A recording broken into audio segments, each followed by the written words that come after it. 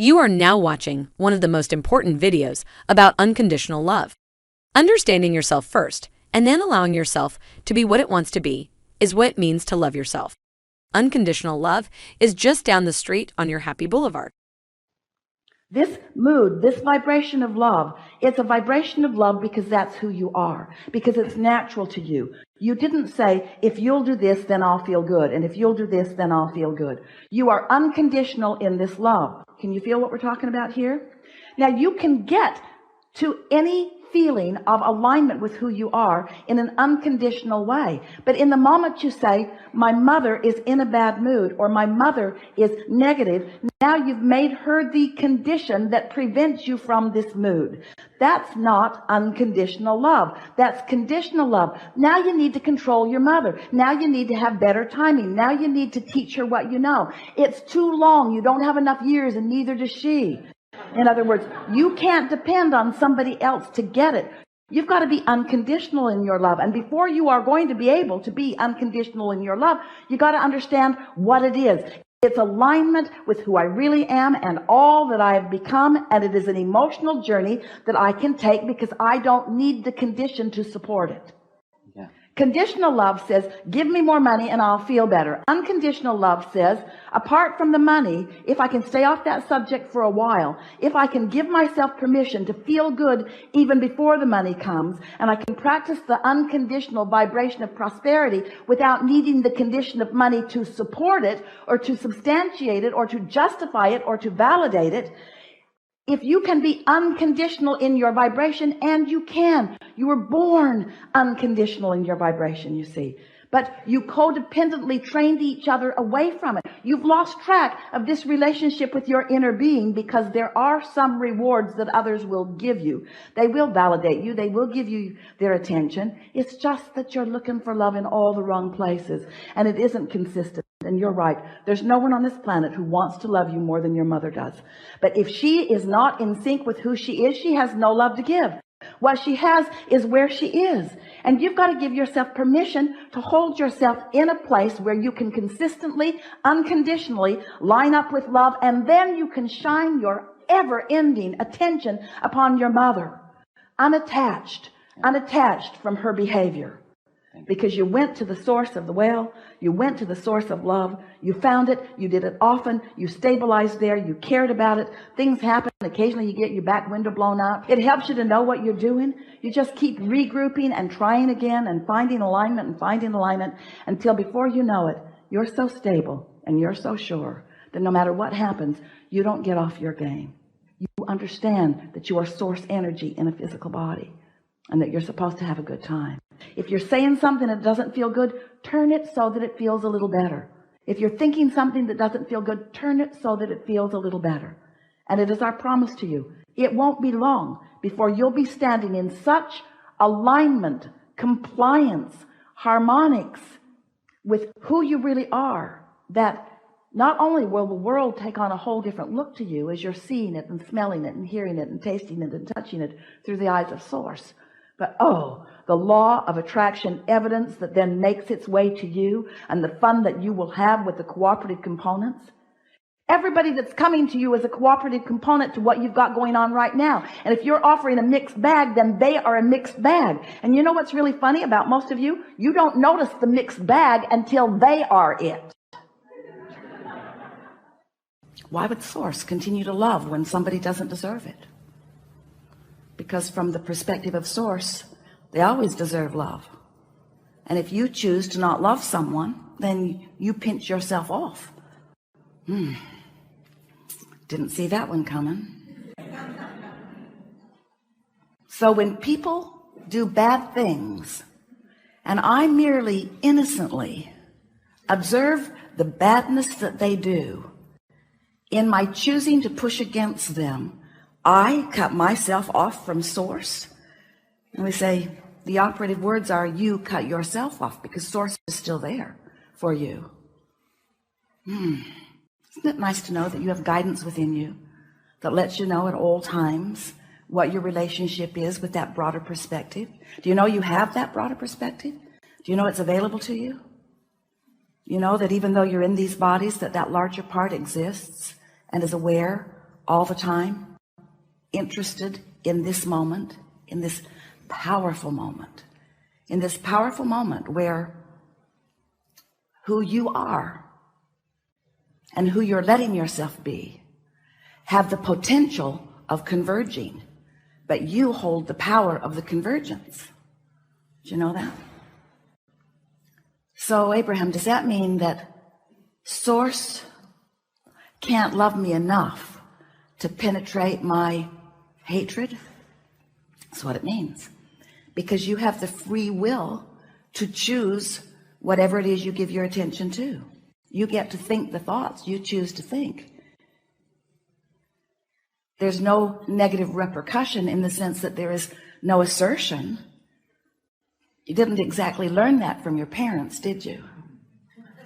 Seemed like there were negative repercussions when you disagreed with them sometimes.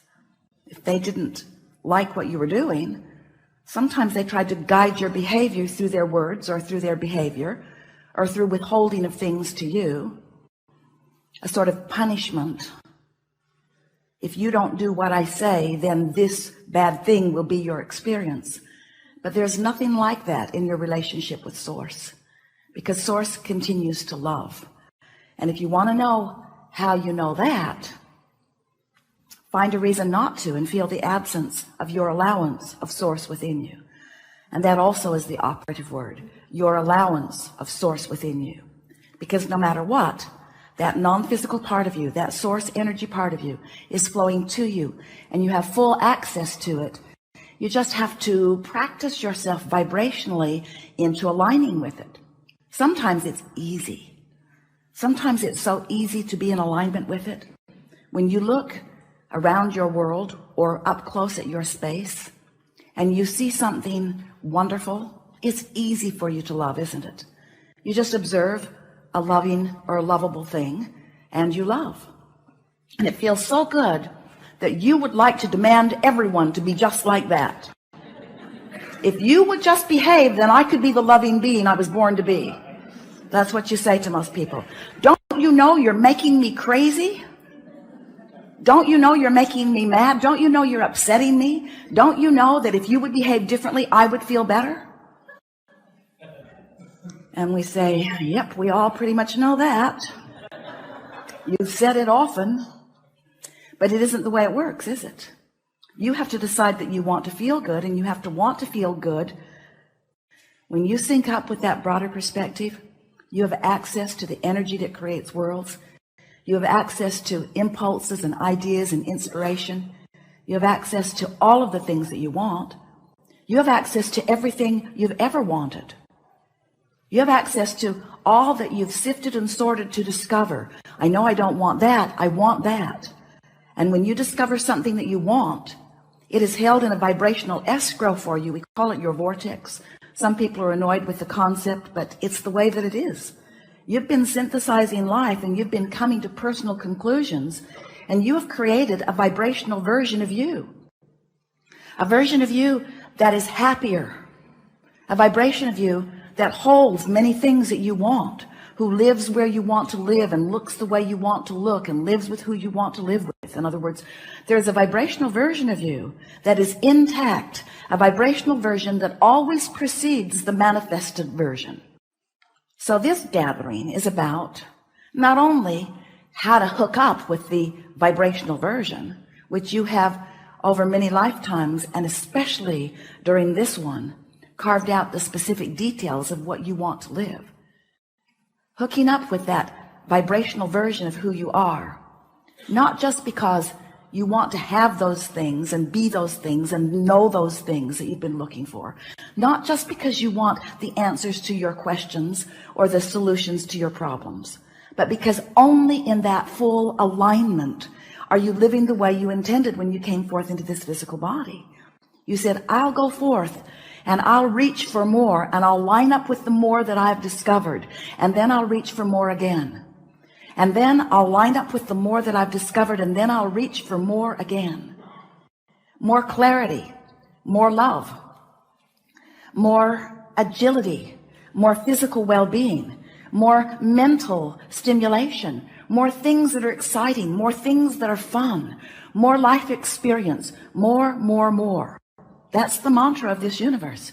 It's why you come again and again and again. It's why you continue to add to, because you know, at least you knew before coming into this physical body, that you are an eternal being and that there is no ending to that which you are, and that this life experience is perfectly established in order to be the perfect bouncing off place for you individually and collectively, but personally, to identify new intentions, new desires, new becoming, new expansion. So there's a basis of your beingness. We call it a triad of intentions of freedom and growth and joy. You are so free you can choose bondage. You are so free you can choose thoughts that pinch you off from your resources. You are so free that you can choose thoughts that are life-giving. You are free to choose. No one can think for you. No one can offer a thought for you. No one can vibrate for you, and no one can be your point of attraction. It's you. It's just you. You are so free that you can choose to feel however you want to feel in any moment. Freedom is the basis of your experience. Your quest is joy, because when you reach for moments in time where you feel that rapturous joy, that means you've discovered alignment with the whole of who you are. So that's the most important part for you consciously to be aware in this triad of intentions. If you let your quest be for joy, then you'll always, or most always, be in alignment with the broader part of you. And then, of course, the result of all of this is expansion. You don't have to reach for joy in order to have expansion, because life's going to show you contrast and you're going to continue to expand. But you do have to reach for joy in order to live the expansion that you've discovered. So if you feel negative emotion for any reason, no matter how justified you are, when you feel negative emotion, you're simply not allowing the expansion that you have arrived at vibrationally. And that is, in fact, you don't know it and you don't even want to believe it, but we're going to say it to you anyway. That's the reason that there is a diminishment of joy every single time. The reason you don't feel joy is because you're not in alignment with the whole of you, and that's the only reason you're ever upset about anything. Thank you for watching. If you enjoyed the video, please leave a like and share it with someone who could use some motivation. God bless you all, and we wish you a pleasant day.